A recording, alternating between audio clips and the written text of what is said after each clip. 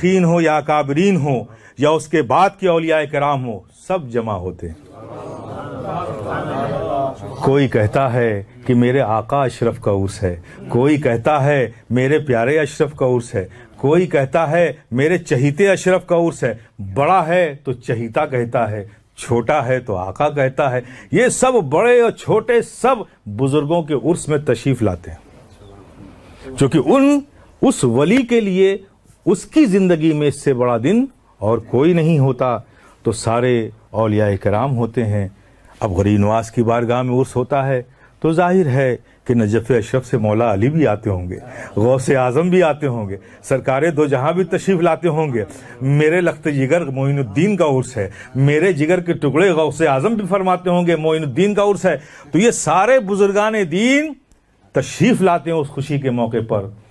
اب جب سب موجود ہوتے ہیں، خواجہ اپنی جگہ پر ہیں، کہیں قطب الدین بختیار کاکی کھڑے ہوں گے، کہیں بابا فرید گنج شکر ہوں گے، کہیں محبوب الہی نظام الدین ہوں گے، کہیں سیدنا غوث اعظم ہوں گے، کہیں نجف اشرف سے مولا علی ہوں گے، کہیں امام علی مقام کھڑے ہوں گے۔ سب چہیتے معین الدین کو مبارکباد دے رہے ہوں گے، اور ایسے حالت میں ہم جیسے منگتے ہاتھ پھیلائے بھیک مانگ رہے ہوں گے تو خواجہ معین الدین کا انتظار کوئی نہیں کرے گا۔ کبھی بھیک غوث اعظم سے مل جائے گی، کبھی محبوب الہی سے اعظم سے مل جائے گی، کبھی محبوب الہی سے مل جائے گی، کبھی قطب الدین بختیار کاکی سے مل جائے گی۔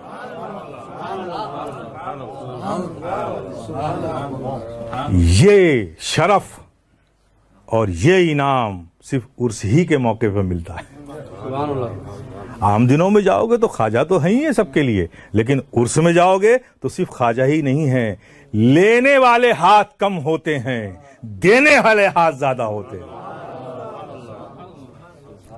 بھکاریوں، خواجہ کی خوشی کے موقع پہ آئے، عرس کے موقع پہ آؤ، لے میرے خواجہ کا صدقہ لے جا، کوئی بھی بھیک دے دے گا۔ یہ عرس کا فائدہ ہے۔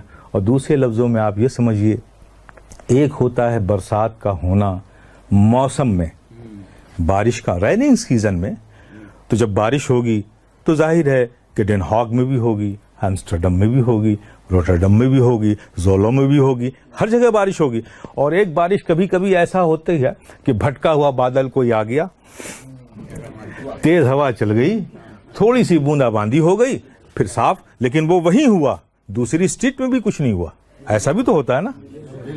تو میرے پیارے، اب جو بادل جہاں برسا، اس بادل کے نیچے جو کھڑے تھے وہ تو سیراب ہو گئے، لیکن جہاں بادل نہیں تھا انہیں پانی نہیں ملا۔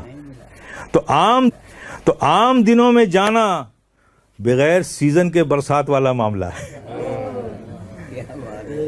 آپ جاؤ گے، آپ نے کے مانگنے میں تڑپ ہوگی، آپ کے مانگنے میں وہ کشش ہوگی، آپ کے مانگنے میں وہ خلوص ہوگا، آپ کے مانگنے کا انداز اچھا ہوگا، وہ آواز دل کی آپ کی وہاں تک پہنچے گی، وہ توجہ فرمائیں گے، آپ کو بھیک ملے گی۔ لیکن یہ عرس برسات کا موسم ہے، کوئی کہیں کھڑا ہو، کھلے آسمان کے نیچے نہ بھی ہو، جب بھاری بارش ہوتی ہے تو آپ اپنے کمرے میں بھی کھڑکی کھول دو گے نا تو وہاں بھی بارش کی بوچھار پہنچ جائے گی۔ یہ عرس رحمتوں کی برسات کا دن ہے، کوئی کہیں کھڑا ہو اسے رحمت کے چھینٹے مل ہی جاتے ہیں، رحمت کے چھینٹے مل ہی جاتے ہیں۔ محمد رسول اللہ علیہ صلاة اللہ وآلہ والأحبہ